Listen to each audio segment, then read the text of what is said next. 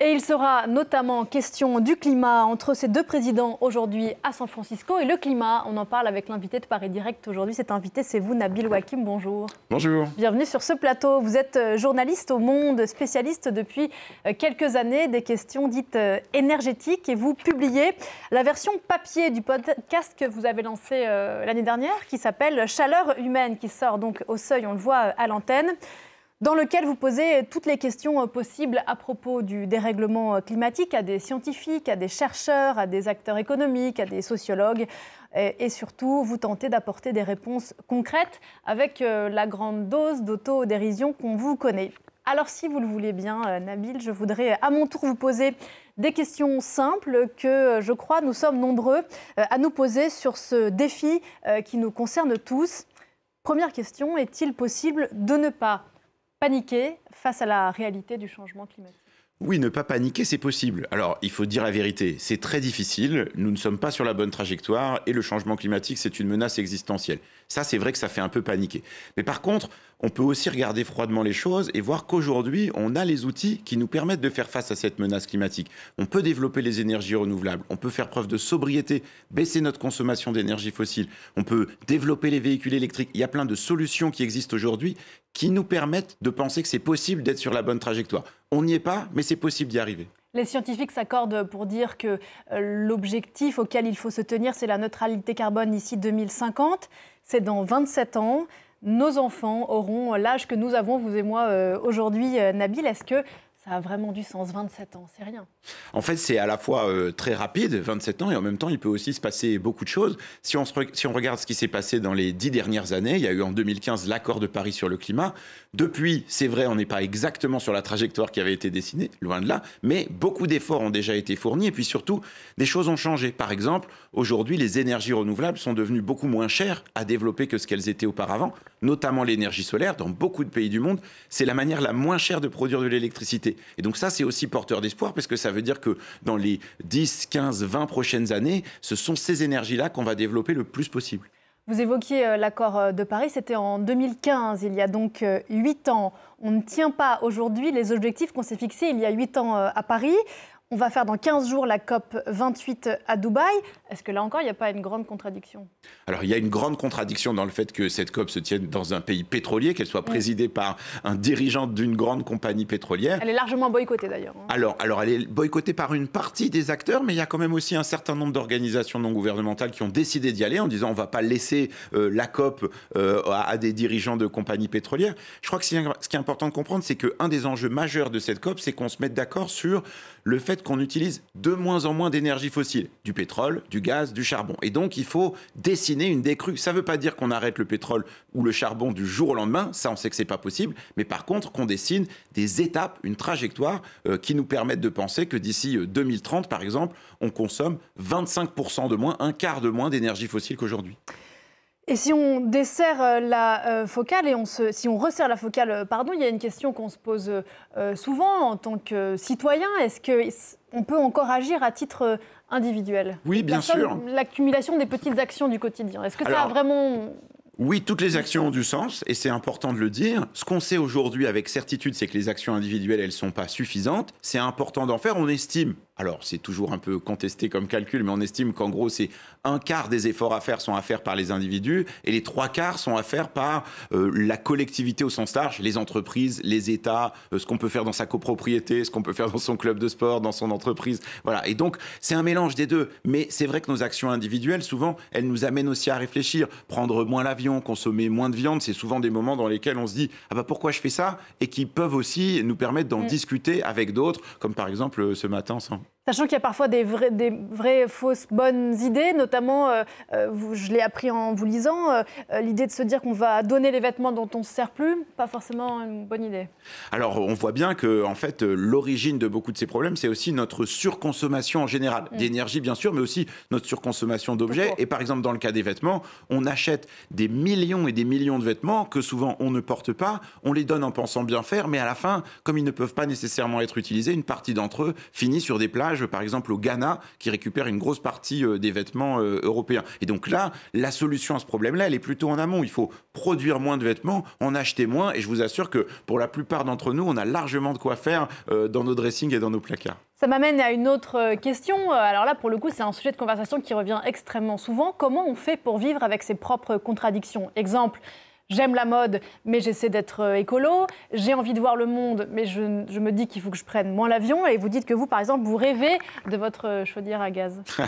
En fait, il ne s'agit pas de dire qu'on doit devenir des super-héros du climat et tout faire bien. C'est pas possible. On vit dans une société, dans une économie de production et de consommation où les choses reposent sur l'utilisation des énergies fossiles. L'important, je pense, c'est d'avoir conscience des ordres de grandeur, de ce qui nuit vraiment aujourd'hui à l'environnement et contribue au changement climatique. Le fait, par exemple, de dire je vais pouvoir rénover mon logement, l'isoler mieux, ça par exemple c'est quelque chose de vraiment important. Changer aussi son alimentation, ça c'est des choses qui sont possibles. Mais je crois que le plus important c'est pas ça. Le plus important c'est d'engager la discussion avec les lieux dans lesquels on est, l'école de ses enfants, l'entreprise dans laquelle on travaille, avec ses voisins par exemple dans une copropriété, pour se dire qu'est-ce qu'on peut faire ensemble et quel levier on peut bouger. Bien sûr on fera pas tout parfaitement, on fera pas tout bien, mais si on s'arrête à ça, si on cherche la solution parfaite, on n'arrivera jamais à rien.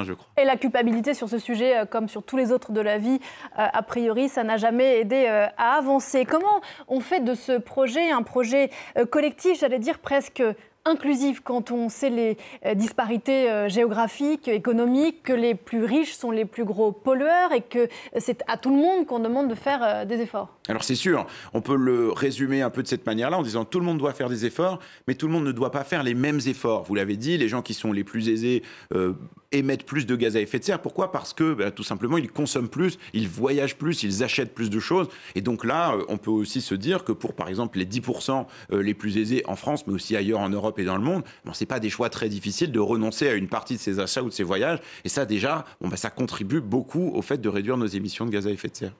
Et puis, il y a une question un peu transgénérationnelle. Vous posez, je crois que c'est au début de votre récit, la question, est-ce qu'on peut parler climat autour d'un repas du dimanche sans gueuler? C'est vrai qu'entre les plus jeunes et les plus vieux, qui se disent que peut-être, après le déluge, il y a parfois une incompréhension totale. Alors, c'était peut-être vrai il y a quelques années, mais je crois que ça allait de moins en moins. Ça allait de moins en moins. Beaucoup d'études montrent qu'en fait, la préoccupation pour le climat, elle devient transgénérationnelle. On n'apporte pas forcément les mêmes réponses quand on a 65 ans ou quand on en a 17, mais par contre, la préoccupation, elle est partagée. Et ça, c'est intéressant parce que toutes les générations peuvent aussi apporter des éléments de réponse. Et donc, le sujet, c'est aussi un sujet démocratique. Comment on fait pour en discuter ensemble pour que les solutions vers lesquelles on se dirige, elles soient les plus partagées, les mieux comprises? Alors, vous posez notamment aussi cette question, vous l'évoquiez à l'instant dans votre livre, d'où est-ce que l'impulsion doit venir? Il y a une forme parfois de désespoir de la part d'une partie des Français de voir que ces questions au niveau politique restent souvent non tenues. On peut penser à la Convention climat qui avait de grandes ambitions et qui a fait un peu flop. Du coup, d'où cette impulsion vient-elle? Vous proposez précisément des réunions entre citoyens pour émettre des idées. Alors c'est vrai, il y a eu en France cette Convention citoyenne sur le climat en 2020 et 2021 qui a été un moment très important parce que ça a permis de comprendre que quand on mettait 150 personnes qui connaissaient pas grand-chose au climat et qu'elles se mettaient à travailler, en fait elles arrivaient à dégager du consensus et à dire voilà, il y a des solutions qui peuvent convenir à tout le monde, qu'on soit jeune, plus âgé, qu'on vienne d'un territoire rural, d'une ville, d'ailleurs. Et donc ça, je trouve que c'est une expérience qui est intéressante. Malheureusement, on n'a pas su en France traduire les propositions de cette Convention citoyenne dans la loi, voilà. Mais pour autant, ça ne veut pas dire que ça donne pas des signes d'espoir aussi, puisque ça veut dire que quand on se réunit, que ce soit au niveau local, et un certain nombre de villes, c'est le cas par exemple de Grenoble en France qui fait ça, commencent à développer l'idée de convention citoyenne locale, peuvent élaborer des réponses au changement climatique et surtout le faire d'une manière qui inclut le plus possible la diversité des opinions et des points de vue. Oui, parce que ce qui était intéressant dans cette convention climat, effectivement, c'était que les participants n'étaient pas des scientifiques, des spécialistes, etc. Ce que vous disiez à l'instant. Autre question qui découlait un peu de celle dont on a parlé à l'instant. Il est insupportable pour certains aujourd'hui qu'on leur demande de faire des efforts de sobriété par exemple, quand ils voient que des grands groupes pétroliers, notamment Total Energy pour ne pas le citer, continuent à polluer comme jamais. Non, mais d'abord, personne n'aime faire des efforts, et moi le premier. Donc ça, moi, je comprends tout à fait que les gens friandises, j'ai pas envie. Voilà, simplement aujourd'hui, il faut qu'on soit tous et toutes à la hauteur de l'enjeu.